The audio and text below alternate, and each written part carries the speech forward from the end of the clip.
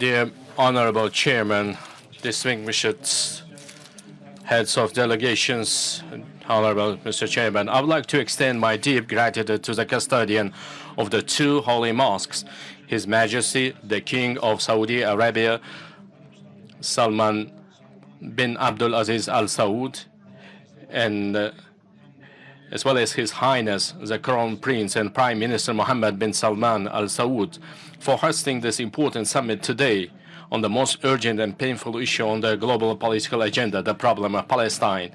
Regrettably, since the historic meeting in Riyadh in 2023, the scope of this unfair and violent war has further widened.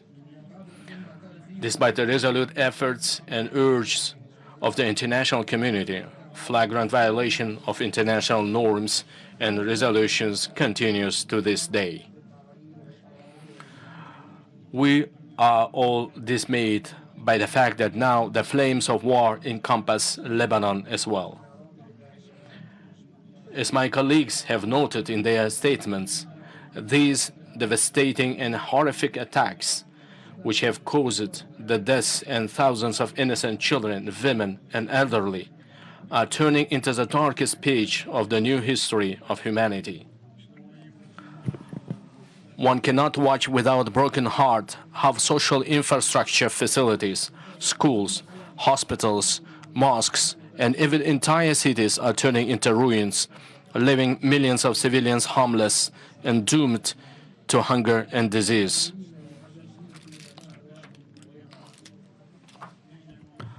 Worst of all, as we all can see, this strategy on the international arena is being approached through double standards.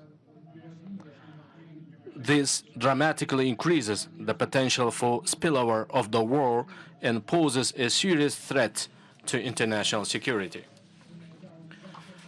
Dear participants of the summit, Uzbekistan fully supports all the practical initiatives aimed at addressing the Palestinian-Israeli problem through peace and diplomacy.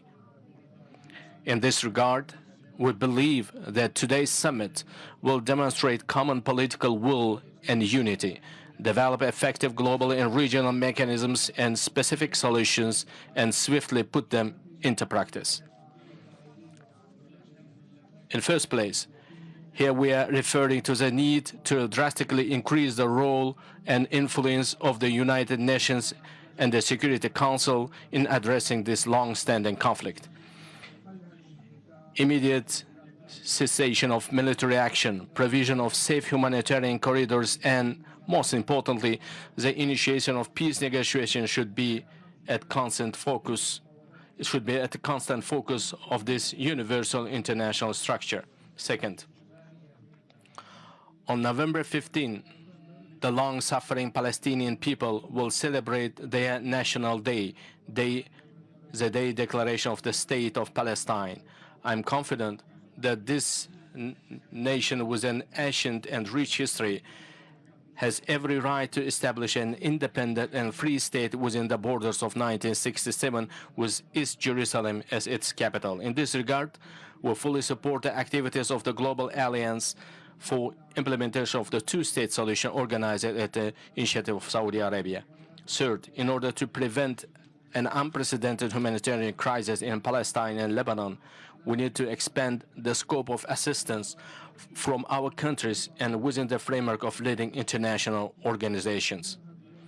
We support increasing the necessary assistance to the activities of UNRWA, and the other United Nations institutions which have great experience. In this regard, we express our readiness to provide free medical care to war-affected Palestinian children and women in Uzbekistan's hospitals.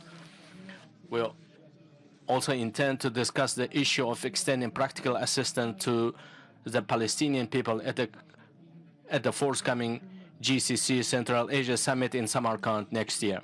Fourth, as part of the Organization of Islamic Cooperation, we should attach great attention to ensuring the sanctity and preservation of the Holy Al-Aqsa Mosque and other unique historical and cultural cities in Jerusalem. dear heads of delegations, I hope that our extraordinary meeting today will be a big step towards addressing the Middle East problem.